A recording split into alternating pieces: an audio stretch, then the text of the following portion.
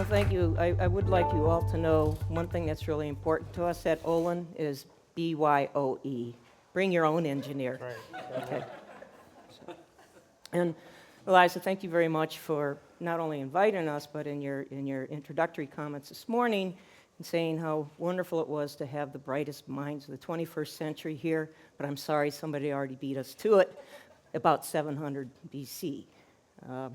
So one of the things that we talked about was a water-receiving landscape, and the Babylonians were doing this quite a long time ago in the Hanging Gardens. It literally was a water-receiving. It was built in a drier climate, brought in all the plants, the lushness for Nebuchadnezzar's wife, who longed for the lushness of it. And Michael, if it makes you feel any better, they did pump the water up and recycled it. So They there's use a precedence. an Archimedean screw, which is not a dirty word. It's actually it's a pump. This is form, I'm function, apparently. Okay. All right. So at any rate, we really learned a lot from these, and not a whole lot has changed over the millennia. Biophilia is a human tendency to affiliate with life and natural processes. Now, it seems odd to a group of folks that we have here, landscape architects and students, and that you really have to associate nature with people and lead them to it. It's second nature to us, but we have to realize that most of our clients and the end users of our projects aren't necessarily as tuned into this. And so it's up to us to help them understand that. Next. And we all know that there is comfort in the landscape, especially associated with water.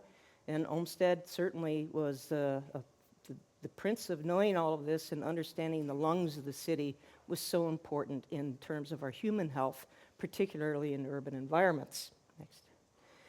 And in terms of performative landscapes, those landscapes that act for us and help perform within the landscape to help cleanse and to purify. You may not know that Frederick Law Olmsted was actually, during the Civil War, was the Secretary General of the Sanitary Commission.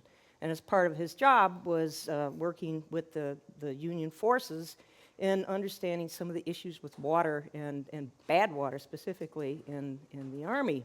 But he used this knowledge when he began working in Boston with the Emerald Necklace of really understanding that water could carry disease, it could carry illnesses, but at the same time, you could also use water and nature to be this performative landscape that gave comfort and pleasure to people and worked for us. Next.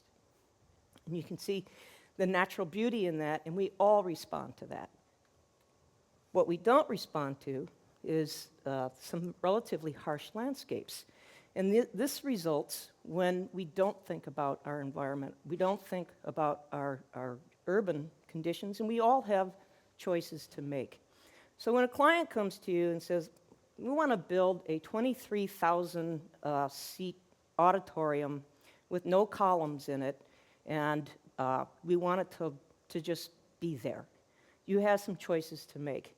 So one of the choices that we made, working with Zimmer, Gunzel, Frasca, and KPFF, the engineers on this, was that a building that big would look like the Astrodome or worse. And it would be such a jarring discomplement to the natural environment. With the architects, the decision was, let's integrate architecture and landscape as fully as possible.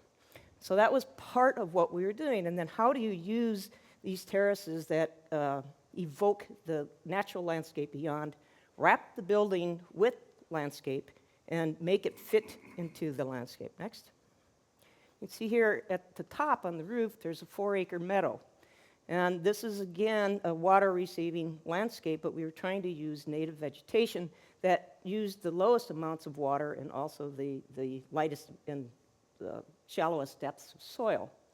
But you can see one of the things we were trying to do was really to connect those natural elements across to the rest of nature. Next. So we're going to talk a little bit about moving ahead with some ideas about how to make places better and make them better for people as well as for the ecologies that are supporting the place themselves. Steve Kellert at Yale is a proponent of this idea of restorative ecology. And we say we use ecotechnology, which is taking the world of ecology and applying it into the built environment for specific purposes of achieving performance. And that is the performative landscape. Steve says interaction with nature is critically important to human well-being and development, but sadly has been compromised and diminished in modern times. Through deliberate design, this connection can be repaired and restored.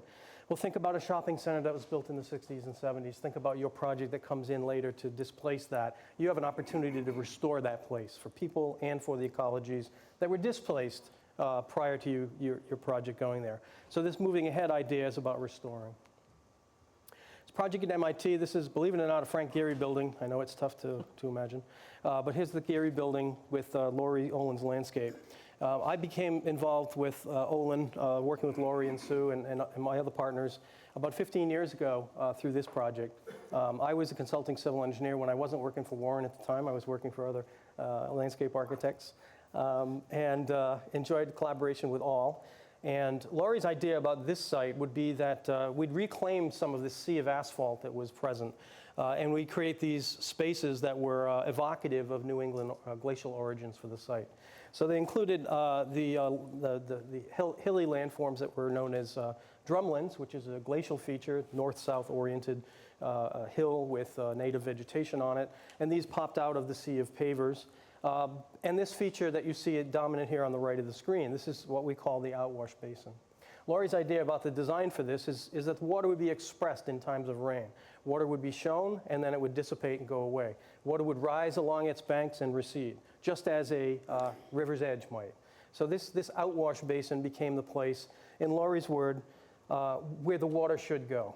Well, as an engineer, looking at all the things we needed to do here, I had two choices. When I made my discovery about trying to understand how the factors involved would influence this place, how much water, what the criteria were, and so forth, that would have to achieve this goal here, the challenge was really in making it work. So I had a choice. I said, there is far too much water to be managed in this area. That the water of the building, the new building, and the surrounding campus was simply too much to handle. So we could have said, we can't do this, we have to do something else.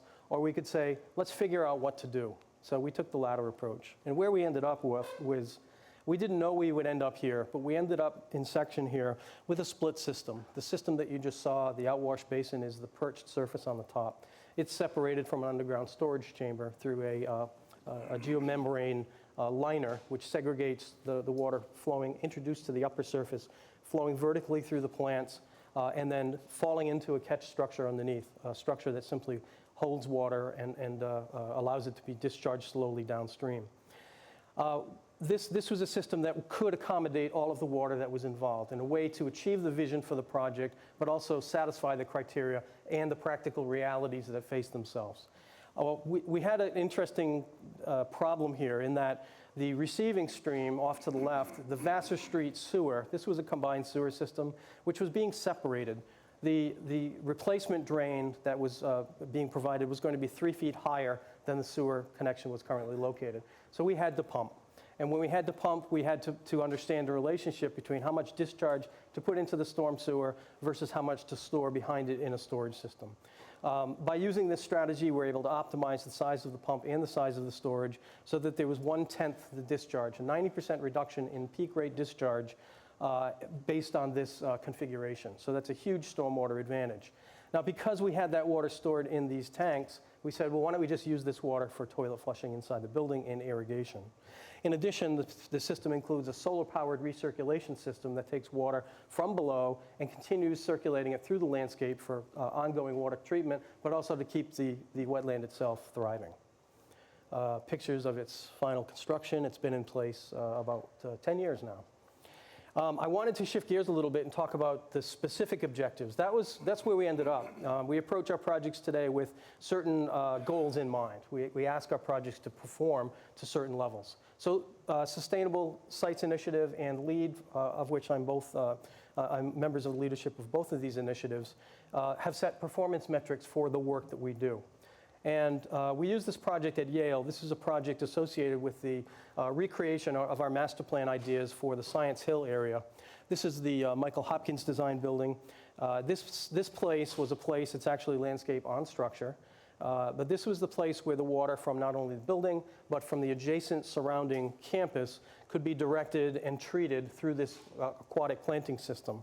So the system involved a series of measures of moving the water in the directions it needed to go by diverting first flush into the basin, for example, flow through the basin planter and the aquatic vegetation that's planted there, storage of the excess amount and recirculation through so that we constantly have water moving through.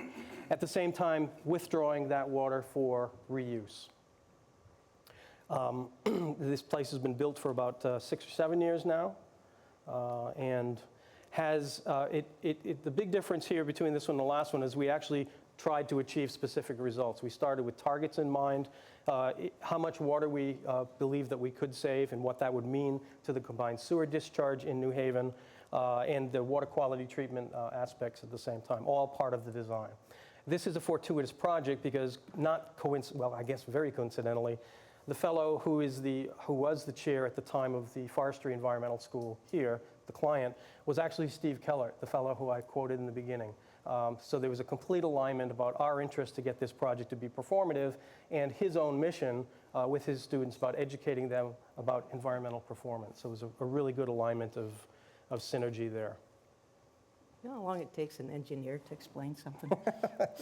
So, one of the things that we find ourselves often in the role of is helping our clients solve problems and sometimes inventing a solution that they're not quite ready for. In the case of the Philadelphia Museum of Art at the top of the Ben Franklin Parkway, a very picturesque site within Fairmount Park, the museum was in the process of expanding their facilities, and one of the enabling projects was to find parking for 500 cars. So we started looking at this, and we said, well, boy, if we had even 450 cars, and you did a surface lot, you'd pretty much wipe out any area around there, and you'd wipe out some very significant portions of the park.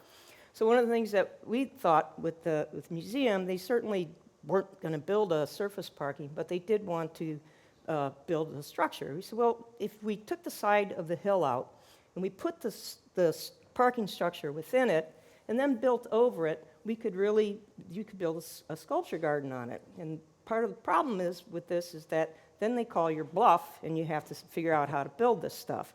And so you can see that at the end of it, what we were able to do was to have a parking structure that actually had a lot of natural ventilation and a lot of light, and also then with the sculpture garden that they weren't even considering building at the time, that we were able to help them have an exterior collection, have a beautiful site. And I think one of the things that I really enjoy about this project, in the next slide, I think you can see that it connects very closely to the historic waterworks. It sits into the site quite naturally.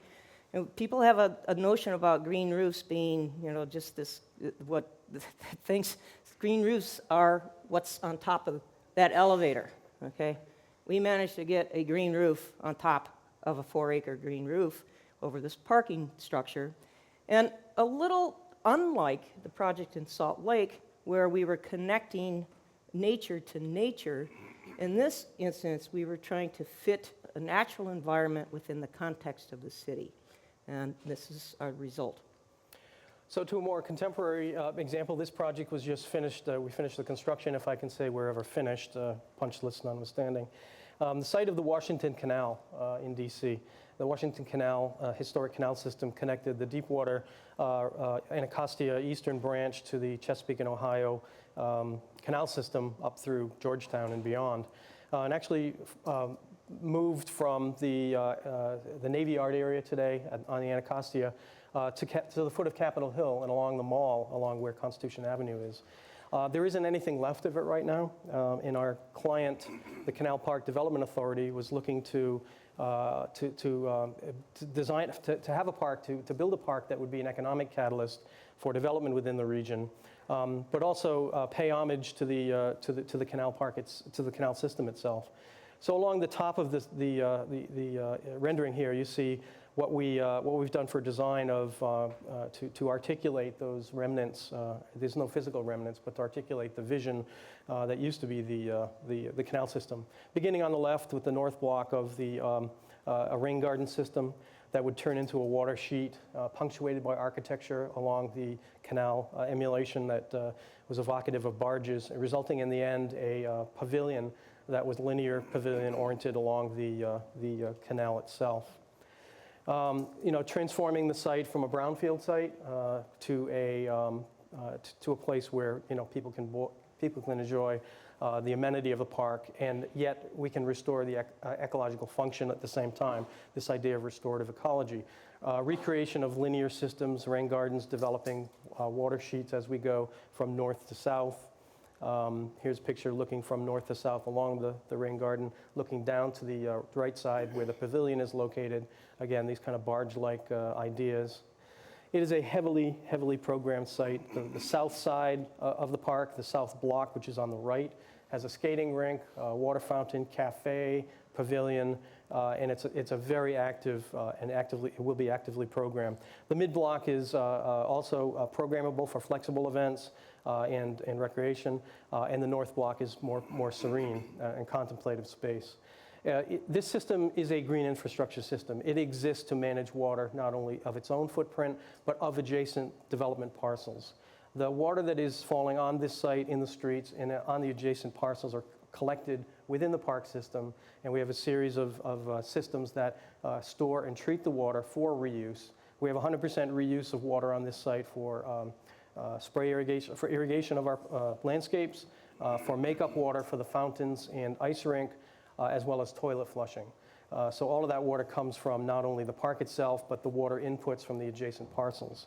This is an economic catalyst for the development of this area, not only the amenity of the park, but also the value of the offset of stormwater for those 3 development blocks that remain. They can hook up essentially at no cost as part of an incentive program that the developer, the Canal Park Development Authority, has provided as part of their package. Image of, this, I just show this because this is a rendering that was done during the design. This is a picture that was taken as it was opened, and it's an amazing coincidence there that they're still almost staged exactly the same. So kudos to the renderers as well as the photographers for that. And doing this in an urban setting involves a lot of stuff, okay? And it doesn't happen by itself. It involves a lot of careful planning and thought and consideration about where things go, what they do, and what kind of performance measures you're looking to get out of them. So here you see the BIM model of the ice rink area, showing the mini piles foundation supports, the geothermal heat couple exchange wells, as well as the stormwater system and the other infrastructure systems that are there. Children's play fountain, light cube on the pavilion. Again, art by David Hess, and just some shots of people. So last example I'll show you is a recent competition that we won for the Green City Clean Water's Infill Philadelphia Soak It Up competition. And this competition challenged designers to think of ways of incorporating green infrastructure into 3 typologies of the city of Philadelphia. City of Philadelphia has undertaken this plan called Green City Clean Water as part of the combined sewer overflow mitigation strategy that they've embarked on. They've chosen to change the land itself rather than to create new treatment systems and new underground tunnel systems that all other cities have chosen to date. They're taking a green infrastructure approach which goes up into the watershed and asks each of the watersheds, all of the land, to contribute 1/3 of their impervious area, convert that into pervious area or land that is treated through green infrastructure. So it's quite a challenge, and it's quite a challenge in an urban environment to imagine 1/3 of the hardscape has to become softscape or its equivalent. There were 3 sites that were given for the challenge. There was a warehouse site, and there was a commercial site, and there was a neighborhood site. We chose the neighborhood site as we've felt the most challenging for us, and our ability to relate to not only the creation of green infrastructure, but the fabric of the neighborhood itself. We can't instill green infrastructure into a neighborhood without understanding the neighborhood itself and how to design accordingly. So overlaying the places where people are with the places water needs to be managed, and understanding that this is really more about city living than it is about water management, but we had to do both at the same time to be successful. The alignment of people and place, we create a system that we call Meeting Green, and that was the title of our submittal. Meeting Green involved leveraging the assets in the community in that part of the neighborhood that already had the strength of place, and asking those places to do more for people by reinforcing the meeting places themselves through additional investment, but also by asking those places to ecologically carry a larger burden for stormwater management, so that the city typology, the neighborhood typology, could also contribute its share throughout Philadelphia if the goal were to be achieved. So areas such as Shot Tower Park, which is actually the legacy edge of the Delaware River, evoking ideas of how design can articulate the old idea of a river edge and water receiving landscape. And then the central meeting place at the intersection of Christian and 2nd Street here, that this is actually the place where water is managed, and it's managed in a way that brings people into the equation and really centers around people meeting together and creating stormwater solutions at the same time. So we're going to be done early, and I'm glad because we'll have plenty of time for question and answer. So believe it or not, we can do it. So Rebecca Solnit has a quote here that I use all the time. Places matter. Their rules, their scale, their design include or exclude civic society, pedestrianism, equality, diversity, economic and otherwise, understanding of where water comes from and where garbage goes, consumption or conservation. They map our lives. So, ready for your questions? Thank you. I had a question about the Canal Park, and you're recovering water from on-site, from drainage on-site. And I've been involved with projects where we've recovered water off the roof and been able to handily use it for other things in the system, including toilet flushing and irrigation, that sort of thing. Do you find that there's a big difference between the amount of filtration that you have to do for on-surface recovery versus what you would get off of a roof? Yes, absolutely. And this is actually an interesting case study for the District of Columbia in that regard. To take ground plane water, whether it's off the street or off the living, the ground plane land surfaces, really elevates the water quality concerns, and being able to manage that water in a way that essentially allows it to be safely used for its next use. In this case, potential human contact is the standard that's used. We, for the first time in DC, promoted this idea of how we would treat the water, and we had to do a risk analysis to understand how that, what that health risk might be. So we came up with a system. There's actually two systems happening here. One of them is a pre-treatment system where the raw water from these places is pre-filtered and stored in the lighter blue tank that you see. From there, the water is then filtered to a higher degree and disinfected, and then distributed into those uses. So it did involve an engineering step where we acknowledged the potential health concerns, and actually needed to provide the documentation, the research, so to speak, that would justify us being able to do this in a safe way.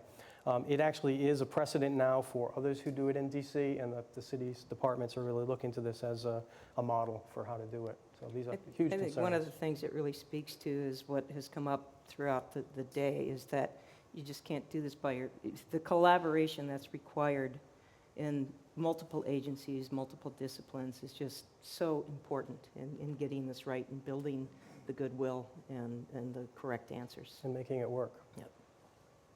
So, I didn't maybe quite catch that. So the light color there is clean water cistern. Right. And that water is coming from where? Let me make sure I got this right. Yeah. So, Can I? So the, Takes a step out of the box, Steve.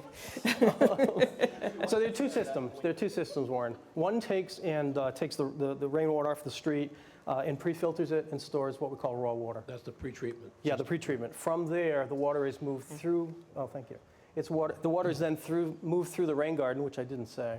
It's distributed into the rain garden for polishing treatment, and actually finds its way down into the other tank. Oh, okay, so it is all interconnected? Yes, it's a two loops around. No yeah. potable water? Correct, no potable water at all. That's And pretty terrific. it does use I should have mentioned, does use the rain garden in a functional way to treat the water to the higher level, where okay. then it is filtered and disinfected after Yeah. that. Okay, great. And then, not related to that, but was this client the city, or were there developers involved, or was it This was an multi- economic development entity, the quasi-public business improvement district that was looking at and responsible for the economic development of this area. So they have an interest in making sure that it's economically viable. Okay, thanks.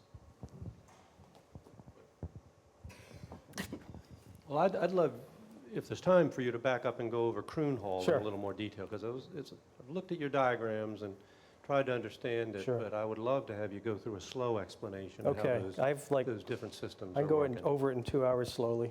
I've done it before. At least pre-treatment. Yeah, I'll give you the roundabout there. So what we're trying to do with Croon Hall is, as I said, treat the building water, but the water from the campus. And I quickly hit on it, but there's water coming from around the site. And that's what this is. This is the inlet to a diverter. This is very much like a diverter that takes flow one way and the other. Instead of through the stepped landscape here, we go through the aquatic planting as a first flush. So that first part of the storm, the first inch, comes through and actually is treated, where then it falls out into storage here. This is all by gravity. From the storage, then it's available to be used in the building. That is by gravity? It's by gravity to that point. Yeah, the whole thing is by gravity. So that tank is lower than it Yes, is. exactly. Yep, some graphic liberties here. So this is all flow through, but then in order to avoid problems with standing water, we have to keep water moving. So we then are purposely recirculating from here, drawing from the tank, and recirculating that through so that in times of no rain, that water is continually being treated through that process, as well as moving, just to avoid mosquito problems and so forth.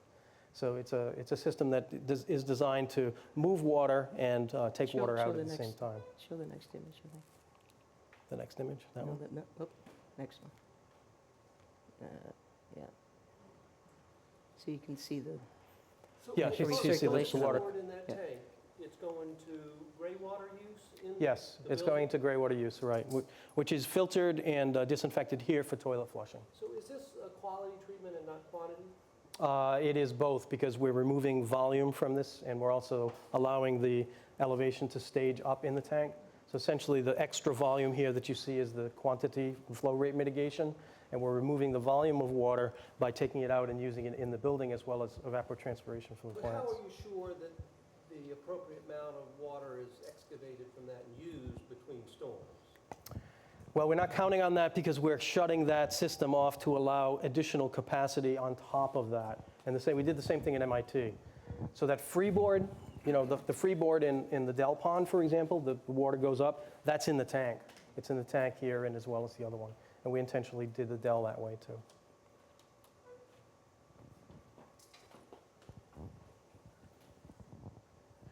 I'm very interested in one diagram you're showing the overlay between where the people are and where the green infrastructure are. I think the meeting green is a great idea. Can you elaborate a little bit more on how that works? Sure. The city of Philadelphia's, again, the three typologies that were in play was the warehouse, the commercial, big box, as well as the neighborhood. And I know there are differences of opinion here, but I think the easy answers are on the large parcels where you have big interventions. You can make big rain gardens and big landscapes. The difficult part is working within the neighborhoods. And you can't achieve, 50% of Philadelphia's land area is neighborhood. It's a neighborhood fabric. So you can't get to where your goal needs to be without, the math doesn't work. You have to go into the neighborhoods. So what our approach was, let's invest in the neighborhood, in the areas where we will not only achieve the ecological performance for water, which is driving this whole thing, but let's invest the dollars in the things that matter to the people who live in Philadelphia. So instead of burying things, we're articulating them in the surface. So the idea of using these water systems as places where people meet is the whole idea behind Meeting Green. And we have a typology that includes what we're calling the meeting greens, things like Shot Tower Park and the center green here, but also linking greens, the streets that become tasked with green infrastructure, and the alleys, each of which have different solutions. So our strategy is a typology of solutions that fit the neighborhood scale. Before anybody asks about cost, it's much more costly to do it this way, but you're taking dollars that you're already investing in infrastructure in the neighborhood, for example, your road projects, your road rebuilding projects, and you're doing them differently, you're doing them smarter. So there is a premium to pay by doing this, but you're reinvesting in the fabric of the neighborhood at the end of the day.